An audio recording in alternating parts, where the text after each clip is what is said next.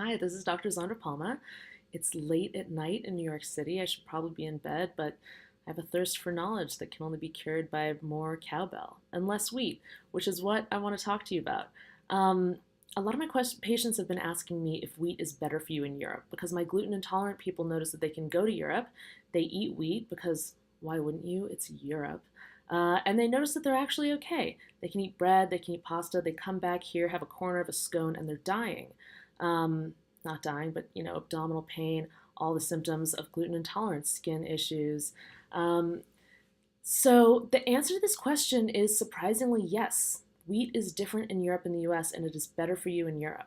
There are a couple reasons why. The first reason, kind of the most obvious reason, is that wheat just has less gluten in it in Europe.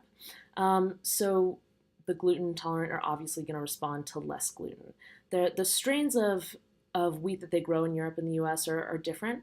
Hard red wheat grows better in the US, and soft wheat grows better in Europe. And the cuisines have kind of evolved to reflect that. So the hard red wheat that grows in the US is really good for breads and making them big and fluffy, that kind of Wonder Bread feel.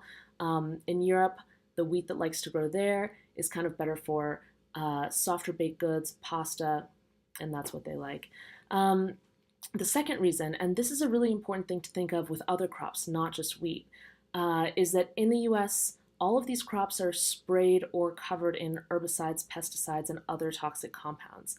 In Europe, they do use those, but Europe just hasn't had the holocaust of industrial farming that the US has in the last 100 years, 50 years, even going back to the 1800s, we can see changes.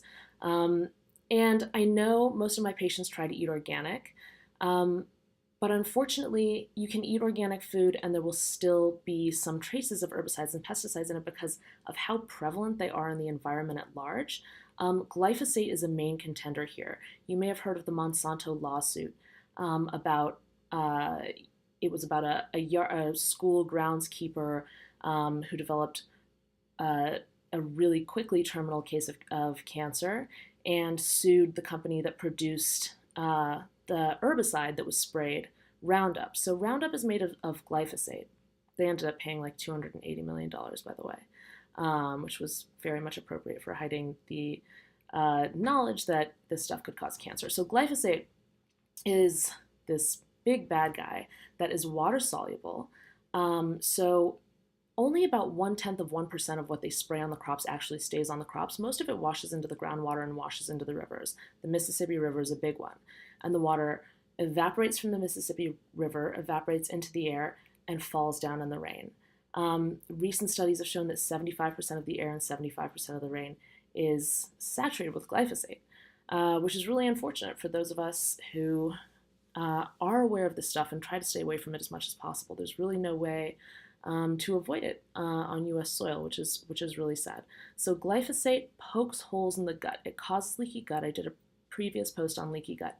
And we know that leaky gut and gluten intolerance are so intimately related that one problem will compound the other. There's a third factor, and that is that just the process of making bread in the US has become very industrialized. So the process of making bread or pasta or any wheat-based product used to be very slow. They used to have to grind the wheat down with stones. It took 3 days. A lot of the husk and the fiber was still in the wheat. Now we grind it with steel for the last 100 years or more. And they had to leaven the bread over a very long time. It took a long time. This is why bakers got up really early in the morning and had to be up every day. There were no preservatives in the bread. The bread would go off after a day or two. So it's very different from what we have now. And the yeast was really different.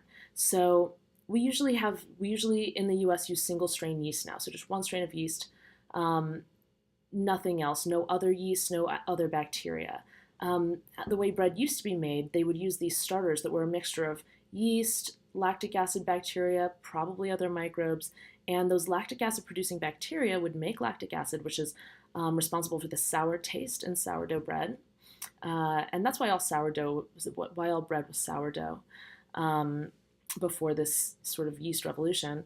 And the lactic acid producing bacteria would make that lactic acid, and that lactic acid would denature some of the gluten.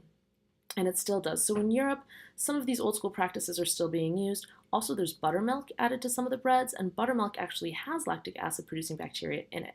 So there's a little bit of lactic acid made in some of their breads naturally, and that lactic acid is denaturing some of the gluten. So in summary, yes, gluten's better for you in Europe.